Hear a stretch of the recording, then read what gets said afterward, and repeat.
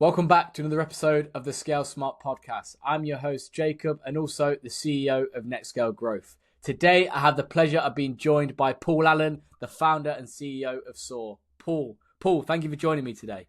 Thank you for having me, Jacob. So, Paul, kick us off at the start. Tell me a little bit more about yourself, your experience, and what does SOAR do? So my background is I'm an accidental entrepreneur. I was a Russian major in college and I wanted to become a Kremlinologist. I wanted to understand the Soviet Union, and this was back in the 80s. And so I loved the Russian language, and I ended up getting a job with a search engine company. And within a few months, I was a programmer and realized that I love putting all the world's knowledge on searchable databases and proliferating important knowledge. So my first company was a CD-ROM publishing company for several years. We published thousands of really important books. And then the internet came out, the web came out, and I realized that all the world's genealogy records could be put on the internet through a powerful search engine. And Ancestry.com was born. My best friend and I started that together. And today, 30 years later, SOAR is an AI studio. And of course, AI needs data to be trained on. Our background with searching billions of records in various fields of human knowledge is really helpful for training and directing AI to help humans improve or get better. And so SOAR has a plan to do 15 vertical companies. We've started 8, and each one seeks to uplift humanity in one important area of life after another. And we think that uplifting people requires them knowing things that are important and true, and then applying those things that are important and true. It's not helpful to learn all these things and never do them. So in terms of our workplace AI company, leaders and managers invest in training, but the percentage of time that we properly implement the training is really, really low. And so you can spin up an AI companion that will actually help you fully implement the leadership training, the management training, the sales training, and show up the way you want to show up by having AI listen to all your calls and meetings and give you feedback and coaching. So anyway, we're doing that in more than a dozen areas of life. And we're having a blast because, as you know, Jacob, AI is changing everything probably faster than any other innovation in human history. It's kind of the accumulation of so many industries coming together. And the composite effect is that all of us could end up becoming extraordinarily more successful in every area of life than we ever imagined possible, because we'll all have super intelligence in our pocket, helping us and guiding us to better decisions and better outcomes. And SOAR's building multiple AI platforms under one umbrella, right? So what have been some of the biggest challenges in scaling such a broad innovation studio? It's a great question. So I started an incubator in 2005, and I made some big mistakes back then. I had a few $1 million from a funder, and I was trying to build 7 or 8 companies simultaneously. Now, the reason that was a problem is that we were spread too thin and we were very diverse in our business models. And so the team, we had a whole bunch of teams working in parallel. The thing that I learned in 2005 to 10 with that incubator is, why don't you do something the same or do the exact same thing multiple times? So the SOAR AI tech stack has been being built for 7 years. So the SOAR AI studio offers to each of our new subsidiary companies a complete license to our entire tech stack. That means transcribing content like Otter, coaching feedback like Gong, and AI agents like Lindy, all together in one tech stack. So we can replicate that tech stack and launch a new company or a new product in a matter of days. And that gives us this efficiency that was lacking in the past. Now, you asked the question, what's the biggest issue or challenge today? There's a fantastic video on X that I came across a few months ago, and I think it indicates exactly what our biggest problem is. And that is, I think Keith Rabois, who was COO of Square, he said, when you're scaling a company, you're hiring lots of people and you could consider them ammunition. You've got, you want to go faster, so you hire ammunition. He said, the most important thing, though, is to occasionally hire a barrel. And a barrel is what points the ammunition. A barrel is an employee who can take an idea from start to finish, who is proactive and able to just run with something and own it. And in a studio where you're spinning up, a dozen or 15 subsidiary companies, we've got to find entrepreneurial leaders who can take the technology that's already built that can be quickly customized, and they've got to be able to go to market, find a strategic partner, execute a partnership, customize the product to the needs of that customer and their customers, and scale up the revenue. And so really it's a talent hunt, and that's probably the hardest thing that we're doing right now is how do you find entrepreneurial leaders that can just jump in and successfully lead a team to make an impact and do good in that. And AI becoming like the phase of the world right now, and with so many companies racing to build AI tools, what steps are you doing at SOAR to make sure that you guys are differentiating yourself and remaining competitive within such a rapid evolving market?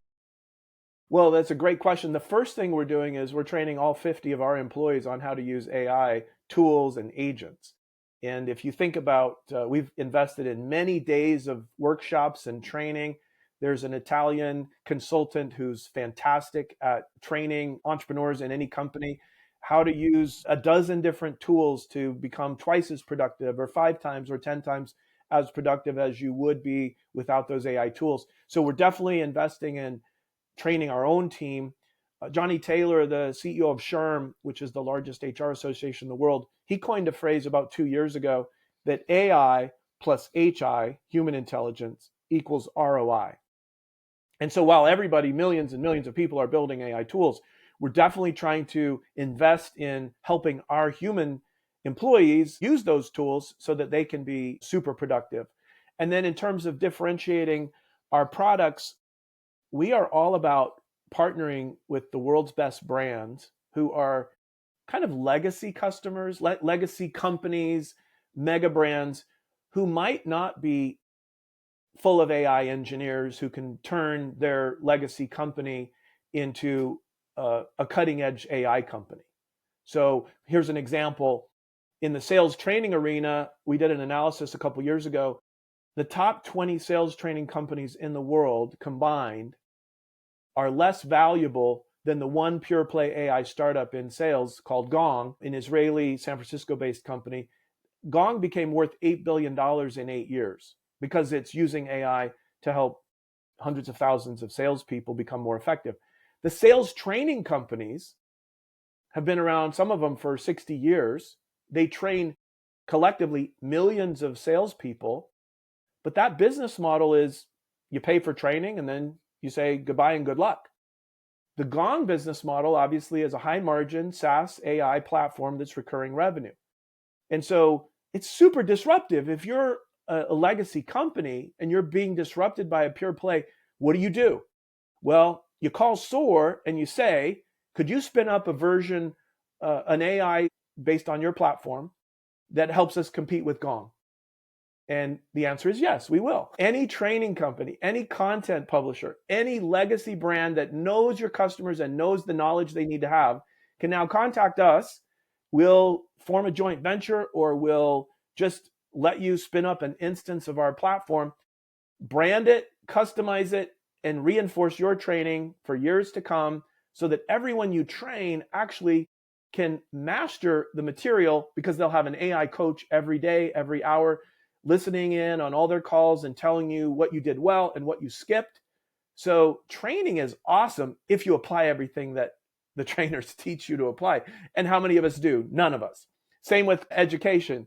You learn for years and years and years. You're sitting in a classroom. How much of what you learn in high school or college do you ever apply? Well, SOAR AI Studio can close the gap between learning something and doing it. And it can even close the gap between learning it and doing it effectively, because in effect, you have an AI coach helping you every step of the way to achieve mastery of the material. It's a very exciting time to be a human because we can all get better faster than ever before with the help of AI coaches. And you built SOAR around the principles of pure AI, personalized, uplifting, reasonable, and ethical. How do you see this approach shaping the future of AI adoption across industries like healthcare, faith, and journalism?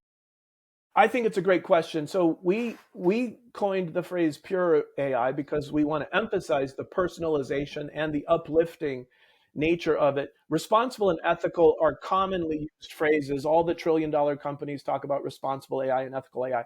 But the real end game, I think, for a lot of companies is to release their AI so that even more effectively than they currently sell ads to you and capture your time and attention with very powerful news feeds or video streams, a lot of companies think it's ethical to try to earn your time and attention or capture your time and attention using AI to cater to your interests, to cater to maybe even your prurient interests or kind of maybe not uplifting content. Like there's the seven deadly sins that the Old Testament talks about, and there are actually venture funds who only invest in companies that cater to the seven deadly sins: lust, envy, greed. And if that's what companies are all about, then how uplifting is that going to be in the end? If you can get someone scrolling or playing games 5, 7, 10 hours a day, you do accomplish your goal of boosting your profits, but at what cost?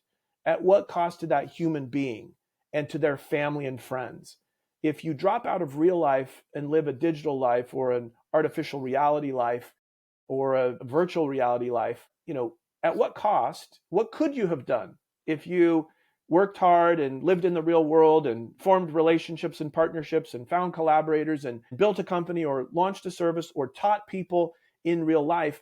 I feel like there's kind of like a major conflict coming between the technology companies that just want to capture your time and attention no matter the cost, and the companies that really want to roll out products and services that are good for you, not only in the short term, but in the long run, that help you live a fulfilling life, a life of flourishing, a life where you use your talents and your time to do good and to be fulfilled and to be successful.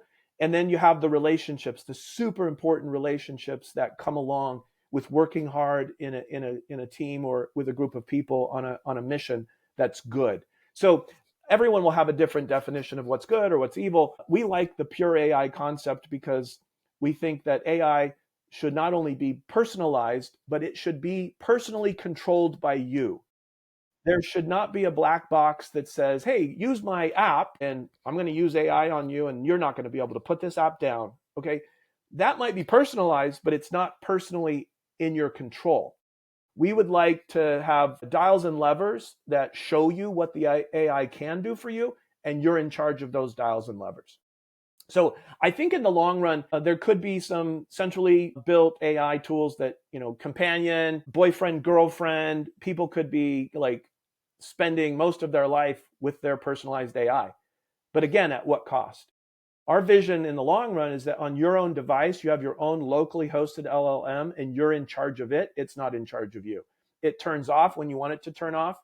You invite it into your work life, into your faith life, into your civic life to assist you and guide you to be the best person, family member, citizen you can be. But it doesn't take over your life. It doesn't control you. And where can you see the industry going, like within the next couple of years? Because I've heard some really, really fascinating stories about where people can see it going. So I want to get your opinion, Paul, on that.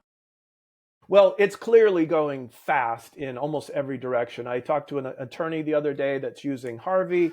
There's coders that are using Devin. There's a lot of personalization of avatars. Like there will be, I don't know, so many super intelligent AI tools that can do the job that many humans are currently doing. Our vision is to help humans get better faster and to help humans each harness the power of these super intelligent tools to accomplish your goals in life, to live your best life. When you're at work, to be super effective, but when you're stepping away from work, to learn how to be a better family member, a better friend, to understand people better. There's some really cool uses of AI. I talked to a father who has 4 kids, and he used AI to find out, based on their StrengthsFinder results, what questions should I ask my wife and each of my 4 kids that will open them up and give them a chance to tell me things that they really care about. Well, that's a psychological assessment that helps you understand the recurring patterns of thinking, feeling, and behaving of people that you work with or people that you love. He asked these questions that the AI prompted him to ask. He had the best conversations of his life with his 4 kids and his wife, because AI knows all this material about personalities and strengths, and it told him what questions to ask someone. So if you have a coworker who has the strength of input, that's one of the 34 strengths themes that Dr. Don Clifton identified when he was researching human talent. And if you have someone with input on your team and you say, hey, Jacob, what books have you been reading lately that you would love to share with the team? There's a strong chance that that will light that person up, because they live to gain knowledge and share it. That's just how they're wired. And how many people have ever been asked that question? Hey, what books are you reading lately that you'd like to share with your coworkers? Probably no one thinks of asking that question, but it's a great question to ask with someone who has has input. And there would be totally different questions if someone has woo or competition or analytical. So the thing is, AI could actually help us quickly understand other people and interact with them in a deeper level and really have much stronger bonds and relationships with the people that we live with and work with. So I think that the world is going to focus on economic outcomes from using AI, and how productive can robots be, and that can talk and see and do the work of humans. Like, I'm very bullish on robotics totally changing the economics of the world and ushering in an era of abundance. But if it also comes with an era of meaninglessness, because nobody knows, what do I even matter? If economic productivity is going to be done by the machines, what's my point of even being here on the earth? Gallup CEO recently said that the loss of meaning is probably the most dire thing that's happening to young people in the world. And they're measuring that all over the world. That people don't have a meaning or purpose anymore. Loneliness is at an all-time high. Screens and devices have not solved the loneliness problem, and they're certainly not solving the meaninglessness problem. So I think SOAR, by going back to the core things that matter, family, faith, community well-being, financial and physical health well-being, like all the things that really matter to a life well lived, SOAR is trying to go and find partners in all those fields that really have discovered important truths, and then invite people to not only discover those truths, but live them day by day with the help of your own personal AI. So that's where I think it's going, is like there'll be a ton of economic impact from AI and productivity gains. But if we lose meaningfulness in life, if we don't learn how to discover our purpose, and I truly believe that AI can help each person on earth discover their God-given talents, discover their purpose, and live out their purpose more purposefully than they've ever been able to do it before. And what are some of the goals you've got, Paul, for SOAR over the next 12 months or so? You know, at Ancestry, when we launched a product that got over 100 million users, and my team at Family Link launched an app that got 100 million users on Facebook in about 2.5 years. It was called the We're Related app. When you've experienced impacting that many people, I do think that SOAR obviously wants to impact the quality of life for each individual customer. But we also have this ambition to reach 1 billion people.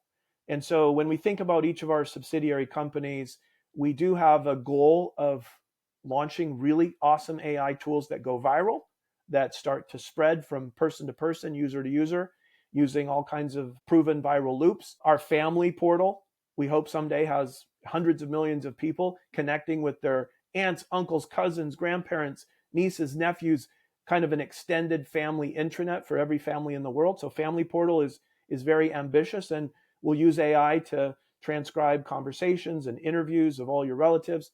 Citizen Portal is already growing traffic into the hundreds of thousands of user sessions a month, and we hope to have 1 million monthly users by the end of this year. Citizen Portal transcribes every public meeting in the United States and generates about 300,000 news articles a month, all with AI detecting the important topics being discussed at local, state, and federal government, and providing citizens with free access to what's going on in their government.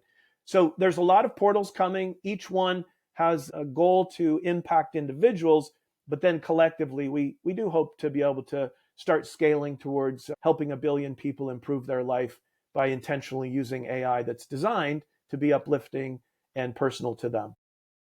Amazing. Well, Paul, thank you again so much for joining me today on the podcast. You've definitely shared some valuable insights, and I really appreciate you coming on and taking the time to talk to me today. Thank you for having me, Jacob. It's been wonderful to talk to you. Been a pleasure. Thank you.